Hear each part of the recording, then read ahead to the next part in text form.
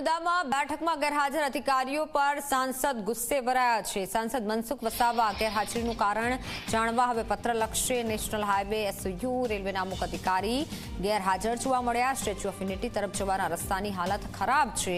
રસ્તો ખરાબ હોવાનો સાંસદ મનસુખ વસાવાએ સ્વીકાર કર્યો અને તેઓ અધિકારીઓ પર ભડક્યા હતા। કેટલાક મારું મકાન સ્ટેટનો પણ લાગે છે, નેશનલ હાઈવે આજે નેશનલ હાઈવેના અધિકારી નથી તો એમનું પણ અમે ધ્યાન દોર્યું છે કે એ લોકો પણ હાજર રહેવા જોઈએ અને ખુલાસો પણ માંગીશું। આ દિશા મીટિંગમાં રાજ્ય સરકાર કે ભારત સરકારના જે પણ અધિકારી જિલ્લામાં હોય એ બધાએ આવવાનું હોય છે।